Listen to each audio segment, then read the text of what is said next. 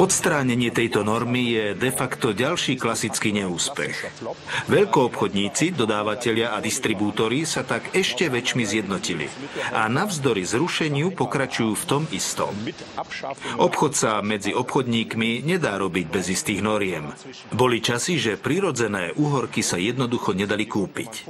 A keď sa dnes prejdete obchodmi, široko ďaleko žiadnu krivú úhorku neuvidíte.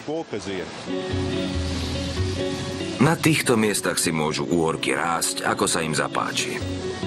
Sme na farme uprostred newyorského Brooklynu, na streche továrne.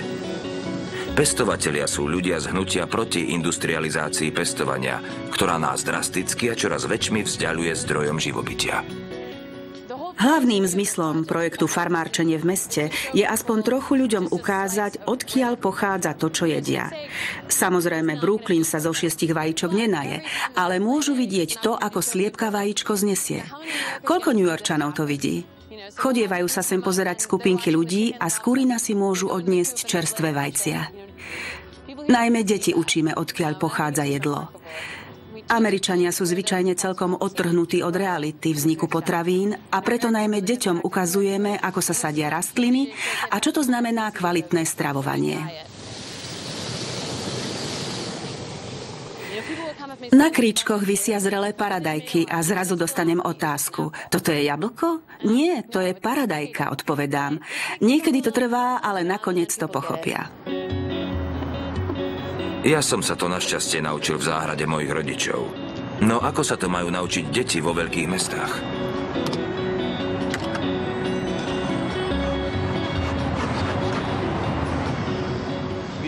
Mestské deti často vôbec netušia ani to, že mäso, ktoré jedia, nevzniká v plastikovom obale. Zväčša nemajú najmenšiu predstavu, čo je med a ako sa vyrába.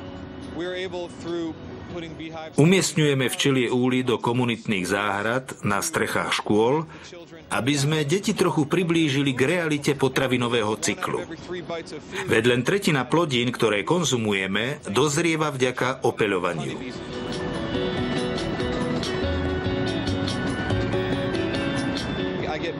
V mojich úľoch v Manhattane a Brooklyne vyrábam úžasný citrusový a fantastický mätový med. V New Yorku, a to najmä v Brooklyne a na východe New Yorku, sú oblasti s naozaj veľkou chudobou. Nie sú tam obchody a ľudia nemajú prístup k čerstvým potravinám a zelenine. Preto tam na opustených miestach zakladáme komunitné záhrady a chováme aj včely. Včely opeľujú rastliny v záhradách. V posledných rokoch sa tam dopestovalo 20 tón potravín, čo doslova krmi ľudí žijúcich v New Yorku. Znie to skvelé. No iste sa z toho nenaje každý obyvateľ veľkomesta.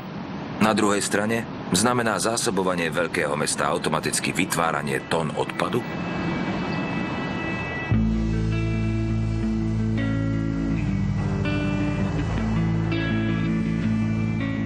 Maloobchod sa takmer celkom dostal do rúk veľkých korporácií a tie požadujú štandardizované potraviny. Vo všetkých supermarketoch nakupujeme zeleninu bez chuti, ktorá sa podobá ako vajce vajcu. To, ako vyzerá a chutí úroda vypestovaná na poliach, je niečo, čo mnohí konzumenti ani len netušia. V Spojených štátoch amerických prichádzame na farmách o 5 až 10% všetkých potravín len preto, že sa zahadzujú. Vezmete plodinu a zahodíte ju, hoci je celkom zdravá a nič jej nechýba. Stačí, ak nespĺňa vizuálne štandardy, ktoré však neurčujú pestovatelia, ale obchodníci. Keby to bolo na pestovateľoch, existovalo by oveľa širšie spektrum dopestovaných plodín. O potravinách rozhodujú ľudia, ktorí o pestovaní netušia vôbec nič. Nútia pestovateľov produkovať presné množstvo identicky vyzerajúcich plodín. Pracujú dokonca so schémami farieb a počítačovými systémami kontrolujú farbu paradajok. O tom, či je paradajka vyhovujúca, rozhoduje počítač. Ak má trochu iný odtieň, vyhadzuje sa. Je stanovených niekoľko druhov veľkostí. Ak plodina do schémy nezapadá, je vyradená.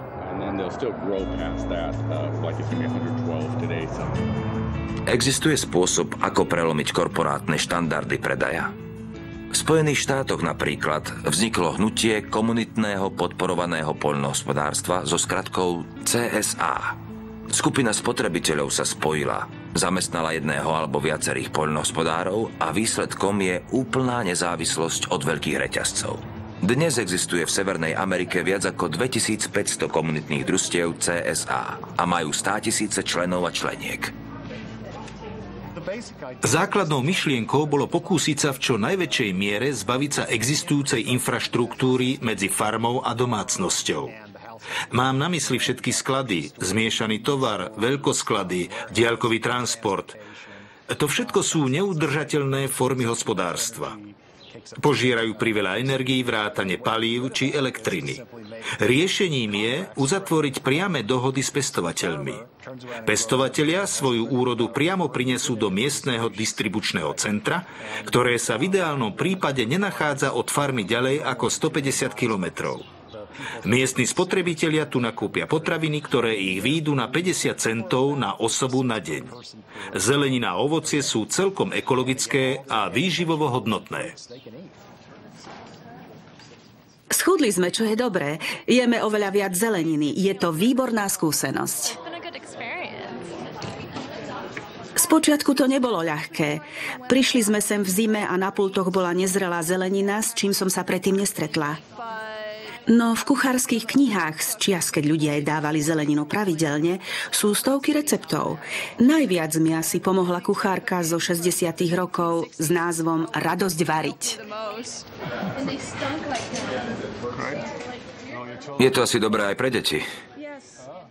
Áno, z týchto produktov varíme aj pre dcéru. Zatiaľ nemôže jesť všetko. Keď bola menšia, trpela viacerými alergiami na jedlo a suroviny odtiaľto sú aj pre ňu zdravšie.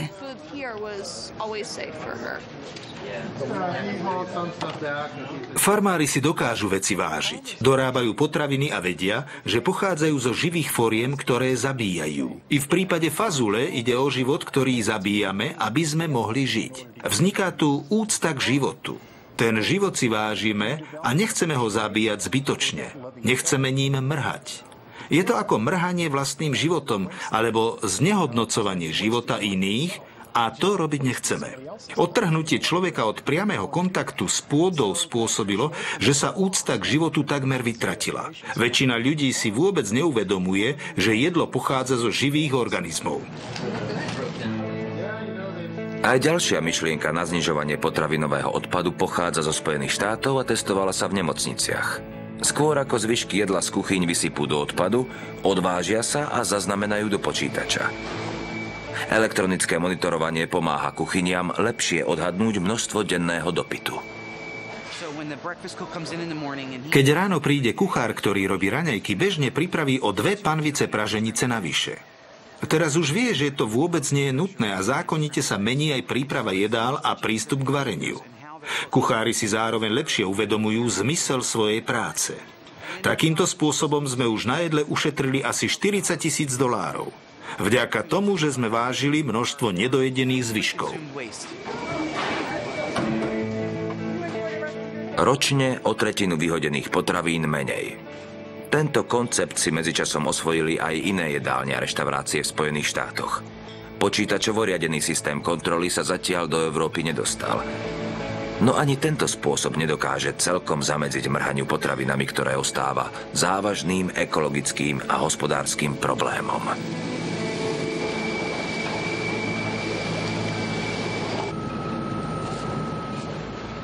Pred racionalizáciou varenia sme vyhadzovali oveľa viac nevyužitých surovín. Nový spôsob je dobrý pre všetkých. Ja aj riaditeľ nemocnice sme radi, že znižujeme náklady na jedlo a zároveň tak chránime životné prostredie. Personál si oveľa lepšie uvedomuje, čo je potrebné a čo je už nadbytočné.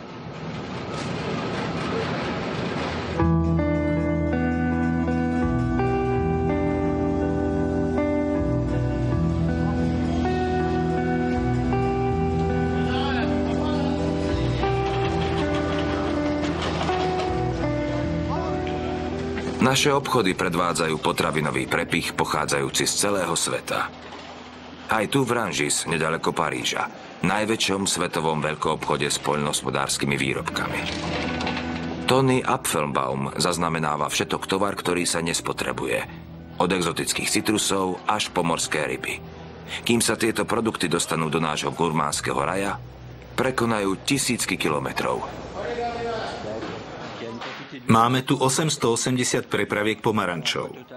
Ich celková hmotnosť predstavuje 8800 kg. Na požiadanie veľkoobchodníka vystavujem povolenie, že sa môžu znehodnotiť.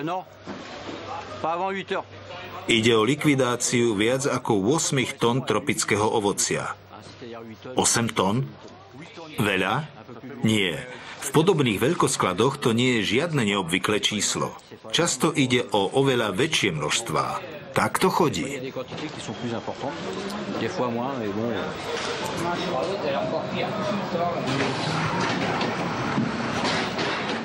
Tieto pomaranče boli prezreté už pri doručení. Podarilo sa nám z nich predať len časť. Zvyšok už musíme zlikvidovať. Nedali sa nahnité vytriediť už pred týždňom? Nie, to sa neoplatí. Keby bol načatý len jeden pomaranč v debničke, tak možno áno, ale kvôli pár kúskom sa nebudeme namáhať. Buď sa ich podarí predať lacnejšie, alebo ich posielame do odpadu.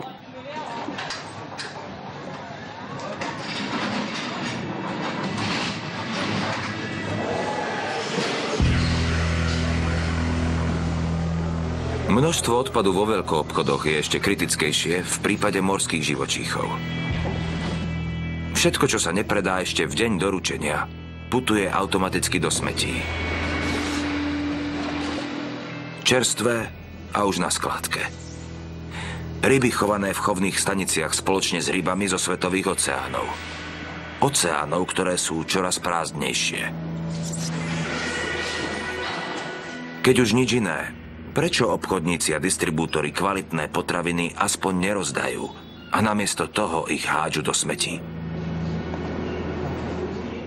Všetko, čo tu vidíte, bolo pôvodne určené na priamu likvidáciu. Naša dobročinná organizácia začala v tomto supermarkete pôsobiť v roku 2009. Odvtedy sme z kontajnerov vybrali 120 tón zdravého ovocia a zeleniny. Triedime to, čo veľkoobchod odstraňuje ako odpad. No ani zďaleka nezískame všetky potraviny, ktoré by sme mohli. Takto vytvárané potravinové banky zabezpečujú jedlo pre niekoľko miliónov ľudí v núdzi. Nedokážu však spracovať všetky zdravé potraviny, ktoré supermarkety a veľkosklady likvidujú. Veľa ovocia, s ktorým prídem do styku, sa dováža z Kamerunu. Často hneď putuje do smetí, je mi z toho smutno. Pritom v Kamerune si to ľudia ani nemôžu dovoliť. Všetko sa posiela do Európy. Distribúcia v Európe trvá dlho, ovocie podlieha skaze a zahadzuje sa. Minule to tak bolo s banánmi. A pritom sú rodiny. Aj ja sama mám susedov, ktorí si nemôžu kúpiť banány, lebo je to drahé. Tie namiesto toho končia v koši. Je to hrozné plytvanie.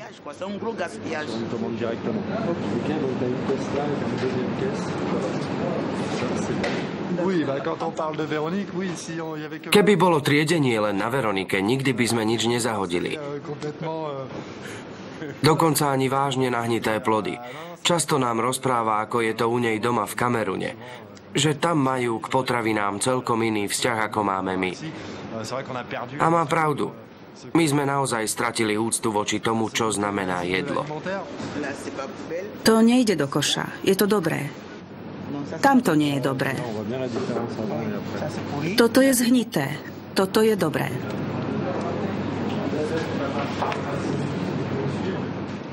Toto je z Kene. 10 000 kilometrov odtiaľto. A ide to do smetí. Takýto je svet.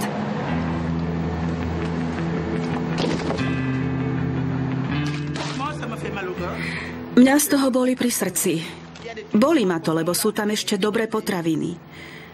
Mnohí ľudia chodia do kontajnerov hľadať jedlo pre svoje rodiny. Ale potom sem dali mrežu, tá tu predtým nebola. Len od minulého